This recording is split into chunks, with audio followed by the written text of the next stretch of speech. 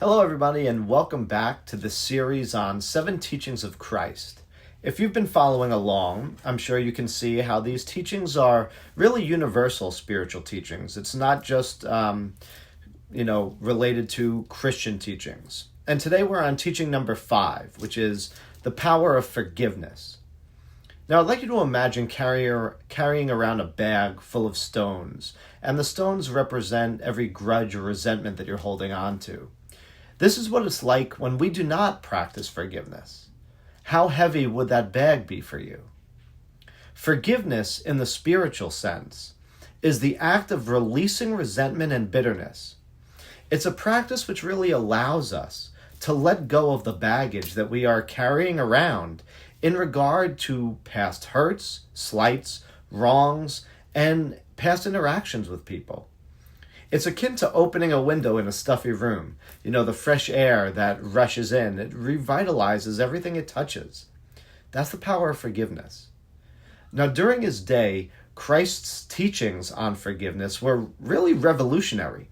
They transcended the tit for tat, eye for an eye, tooth for a tooth mentality of his time.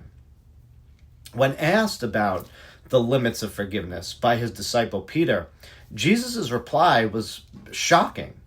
The story goes that Peter came to Jesus and asked, "Lord, how often should I forgive someone who sins against me? 7 times?" "No, not 7 times," Jesus replied, "but 70 times 7. This was shocking because Peter was really already more than doubling the Jewish practice of pardoning someone, which is really 3 times for an offense, as expressed in the book of Amos 2:6. It says, "For transgressions I will not turn away punishment." And in Job 33:29, it says, "God has delivered me from the pit 1, 2, and 3 times he has done this." And so in this context of Jewish tradition, 7 times seems like a very large number of times to forgive someone. But Jesus ups Peter and shocks his way of thinking by telling him not 7, but 70 times 7. So what does the 70 times 7 mean? Well, of course, Jesus didn't mean keep track of every single offense and only forgive someone up to 490 times. And then, if they cause an offense 491 times, do not forgive them at all. 70 times 7 is a phrase to express an indescribable amount. It really means forgive eternally. It is interesting to note that in the Bible, 7 is the number of perfection.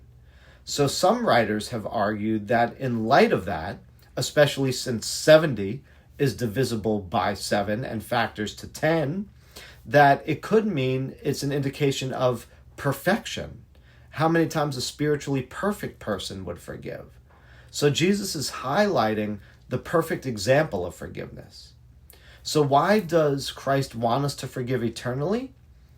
Because he understands that forgiveness is not really for the other person. It's actually for ourselves. It helps to lighten our journey by getting rid of the baggage that we're carrying around. Now, let's say, for example, let's just use this example that someone has wronged you yesterday. And now you're still carrying around the anger and frustration of this incident. So much so that you're in a bad mood today. Well, think about this now. Who's really ruining your day today? You'd blame the other person. You say, well, it's the other person. They did this to me yesterday. But the truth is they are not here doing anything to you anymore. They're not doing anything to you today. Rather, it's your own mind. It's your ruminating thoughts and the baggage that you are still carrying around in regards to yesterday's incident with them.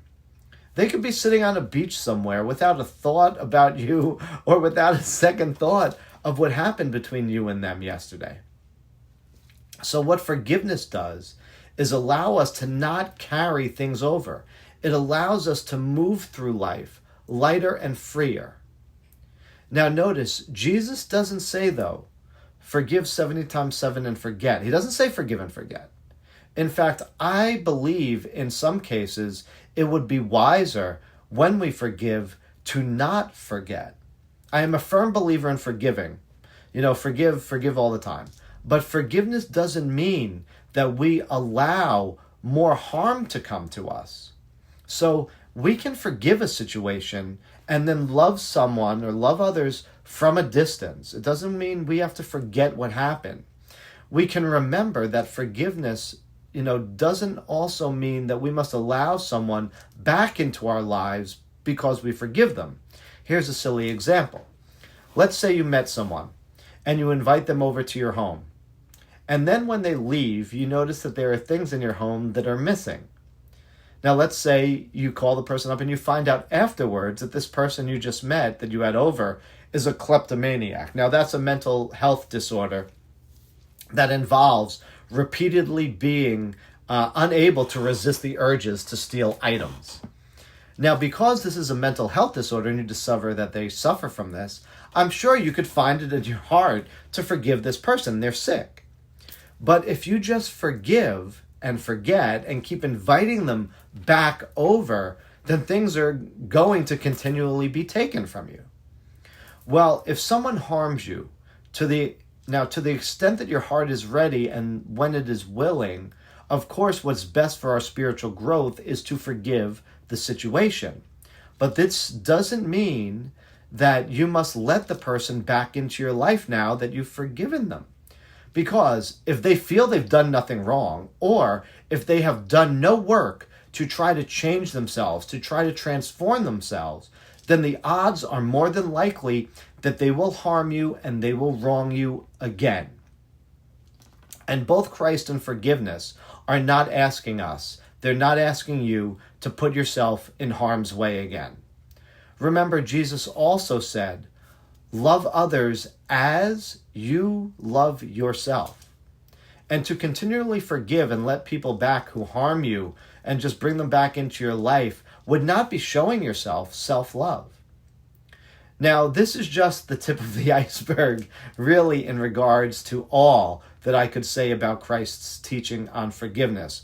There are so many quotes from Christ on forgiveness and forgiving. One of the most dramatic is his forgiveness while he was being nailed to a cross. But this post would then go and become much longer, and this video would be much longer than I intended. So just remember that the key point is that forgiveness is more for you, more for ourselves, and our own spiritual development and growth than it really is for another person. And let me know your thoughts on forgiveness. Put your comments below. And if you appreciate anything that's been said here, then please share these teachings with others. I really thank you so much. I thank you all who've been following and commenting on the series of the 7 teachings of Christ.